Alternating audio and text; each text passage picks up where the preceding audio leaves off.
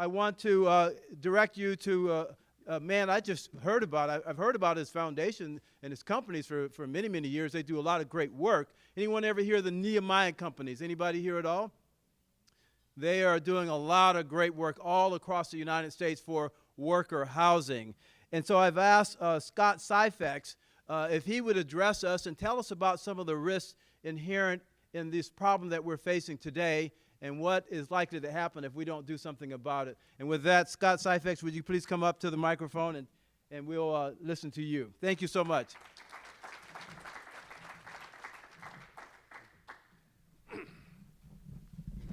Well, good morning, Southern California. I have to tell you, I'm up here from Sacramento, and our weather is about like yours. So, and you know, I should be happy, but the governor still hasn't told me I can turn back on my sprinklers yet. I don't know what he's waiting for. Well, when Mel called me up and asked if I would be interested in coming down, I leapt at the chance. And the reason is that there are too few rooms like this happening in California right now. Yes, sir. There are too few rooms that conversations like this are happening right now in California. People are talking around the issue of workforce housing, but no one is bringing together all of the players in one place to brainstorm on what the solutions could be. Over the past 16 years, as the chairman and CEO of the Nehemiah companies, I've had the privilege of doing everything from dining with presidents to being in the rooms with famous personalities and Supreme Court justices and athletes. And I share that with you because while all of those experiences have been nice, the single experience that gives me the greatest joy, other than watching my children achieve something that they haven't done before, is every time I put the keys into the hands of a young family moving into their house for the first time. Now, I heard that there are a few realtors in this room. So all of you must know exactly what it is that I'm talking about. The excitement, the joy, the pride that comes when you finally have hit that milestone that says you've made it. I'm a grown-up. And the one that really gets me is, you know, Mr. Syphax, I'm the first person in my family who's ever owned a home. My entire family's been waiting for this for 2 generations. And I can't believe that I'm the one that did it. Thank you very much. And I'm like, I didn't do it. You did it. You all know what that means. Unfortunately, for us in California, that experience, that rite of passage, is becoming far too rare. We live in the 6th biggest economy in the world, with home to the most beautiful geography of any state in our union. And we have more talented people per square mile than probably any place in the planet. But home ownership is becoming part of a fantasy where either it's something that's talked about in previous generations, or you have to win the lotto in order to be able to really get those keys in your hands. It's not like the commercials anymore. Neighborhoods aren't like the commercials or the TV shows anymore. Increasingly, between 4:30 and 9 a.m. in the morning and until 4:30 p.m. to 9 p.m. at night, there's nothing in many of our neighborhoods. The majority of the daylight hours in our neighborhoods are ghost towns. Children are in homes by themselves. There is nobody on the street because we're afraid of letting our kids out, because there are no parents or people around to sort of look over the neighborhood. And family dinners are special occasions. They're not every night events. I had the opportunity a little while ago to talk with Kim Harrison, who's from the Department of Public Health. And I asked her, I said, why are you here? Why is somebody from Public Health here? And she said something that every single person in this room needs to pay attention to. That housing and home ownership is a public health issue. It is a public health issue because what happens is this, is that we are degrading family and community experiences. We talk about how it is that people, you know, are making it day to day in terms of their jobs. But what we don't talk about is how even those jobs and the distance that we have to travel to get to those jobs is impacting everything from the safety in our communities to how well our children are doing in schools. You can't be an involved member of the community if you're never there. And that's what I'm talking about. You know, I'm reminded of the great mayor of New York in the early 20th century, Fiorello LaGuardia. And Fiorello LaGuardia was responsible for many of the public works in New York that today when we go to New York, we all enjoy and try to take advantage of. But what I remember about the many things he said, the one that really got me as a person who works on home ownership and a person who has been, dirty word for some, a real estate developer, is he says, you know who kills the good things? It's not the bad people. It's the well-meaning good ones. Well-intentioned, well-reasoned, but ultimately, like Gulliver being held down by the Lilliputians, great projects, great aspirations, and frankly, great housing oftentimes dies by 1,000 cuts. And let me tell you how that works. The project that we kill, the fee we put on, the initiative which essentially further constrains the hands of people that create housing. Every single thing has to be considered in terms of not just what your aspiration is, but what type of disincentive does it create in the marketplace for people to actually produce. Now, some of you have heard of the Nehemiah Corporation before, but I want to just tell you a little bit about where my experience comes from and why I'm here today.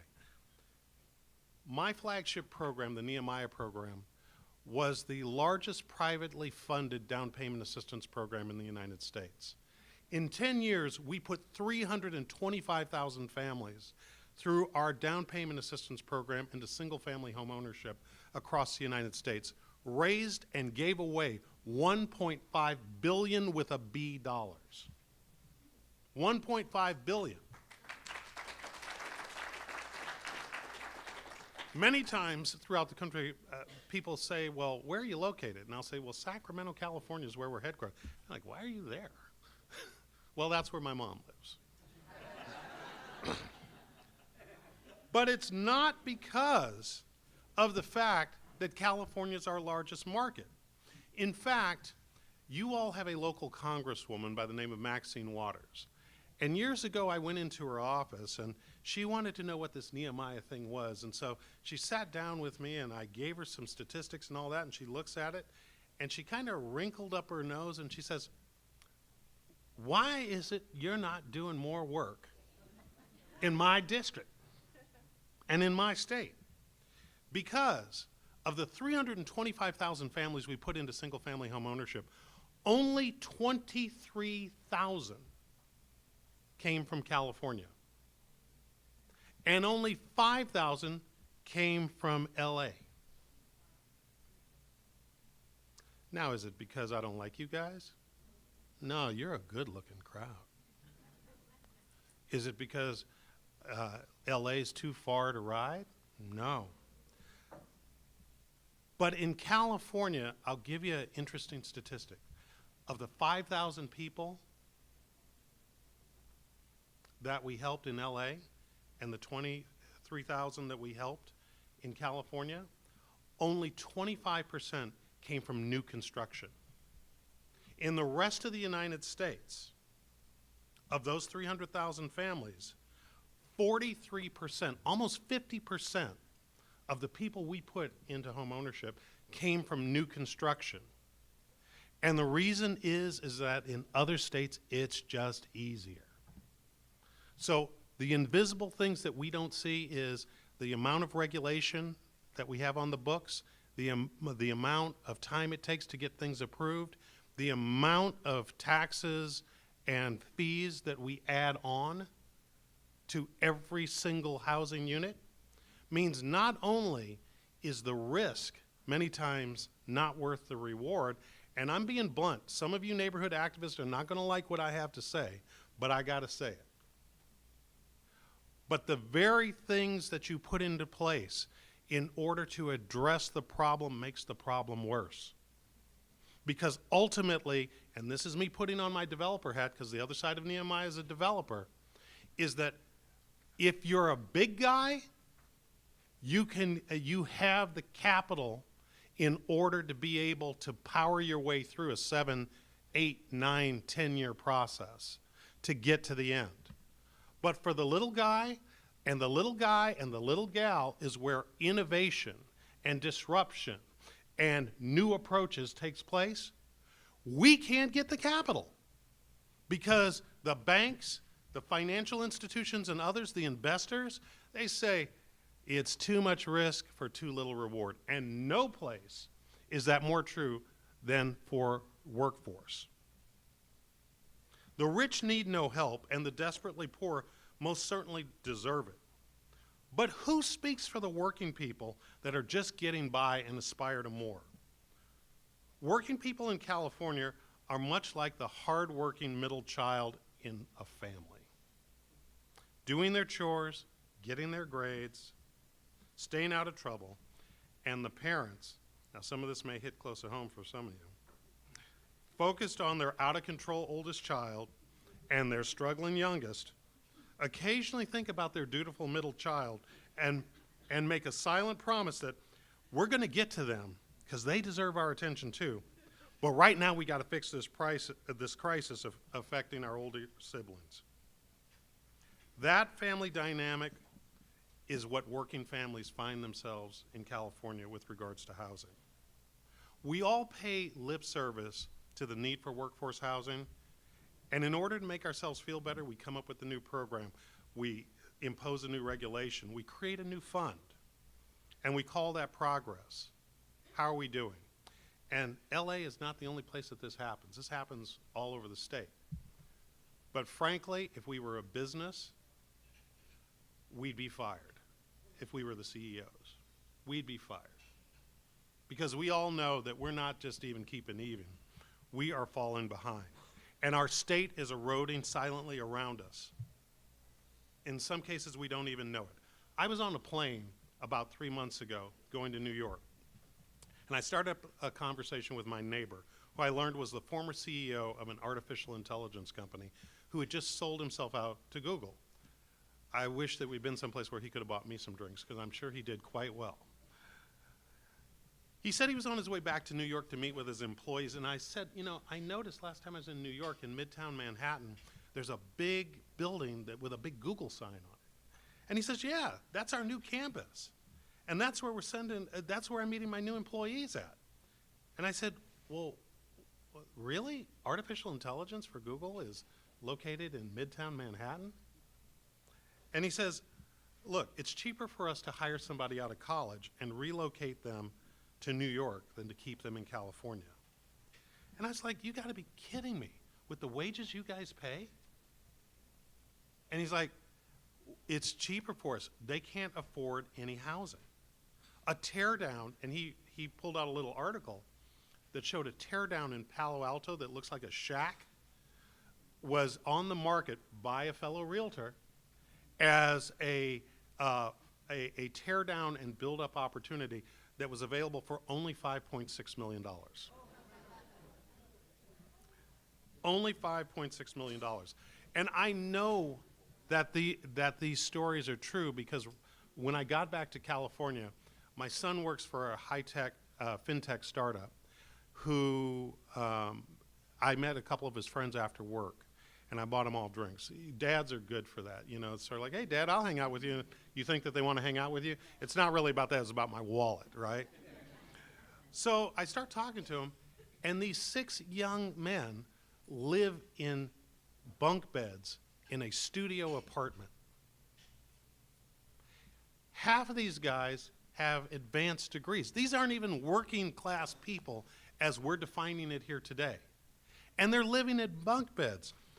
We talk a lot of people in this room, we talk about, you know, our kids just don't seem to be growing up fast enough.